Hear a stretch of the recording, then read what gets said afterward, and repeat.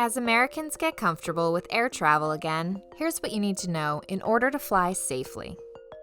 Step 1. Read the rules of the airline. Some carriers are changing how they're boarding. Some are boarding, say, 10 at a time to ensure that there can be some distancing.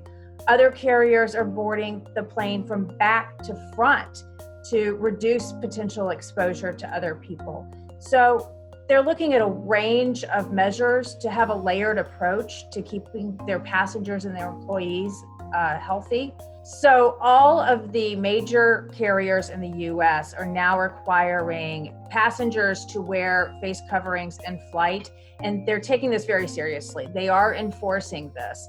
And they also are asking their customer-facing employees to wear face coverings as well. Step 2. Be mindful when selecting seats. A longer flight could pose a danger if you're sitting next to somebody that might have it. The more exposure that you have to the virus, the more likely transmission is to occur versus a shorter flight. However, that's all going to be dependent upon how far apart you are from that person that's infected. If you're just less than 6 feet apart and that person is sick and they're not wearing a mask, that might increase the transmission even on a short flight.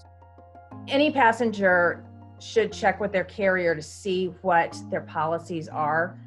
Some carriers are restructuring seating. Some are offering notifications before the flight if you want to find out if certain seats are left open or to find out how many passengers or how full a flight is. So really, the passenger is encouraged to contact their individual airline for information on that. Step 3. Bring your own snacks.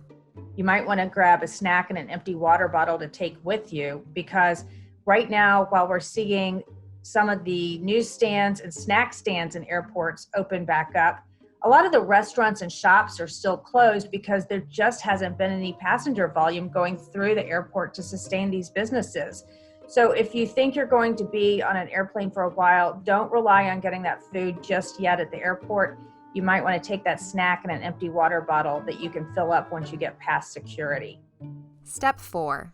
Avoid areas of congregation. Try to stay 6 feet away from people as best you can. Avoid places that are more crowded, like the food court or the gate when people are waiting for their group number to be called. You may want to step away from that big gaggle of people that's usually there.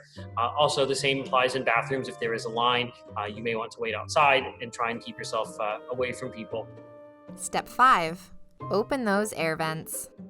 The air on most aircraft is as clean as you would find in the operating room of a hospital.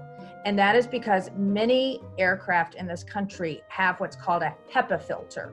It's a high-grade air filter that cleans the air on a regular basis, bringing in fresh air from the outside.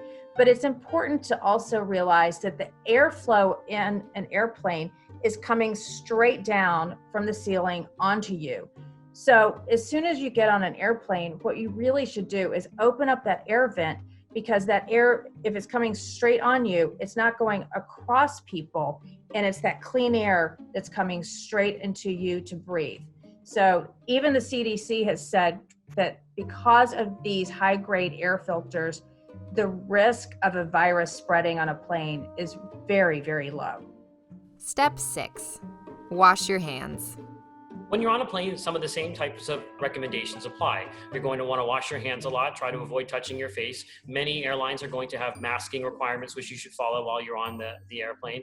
And it's just kind of simple common sense types of things that you can do in an airport that would decrease your risk. So before you travel, remember, nothing is going to be risk-free. Without a vaccine, it's up to you to do your part to minimize the spread of COVID-19 by taking the proper precautions before and during your trip. The good news is that flying may be safer now than it was in the past, simply because there are fewer people flying, while airlines and airports are taking extra measures to keep spaces clean and open. Bon voyage!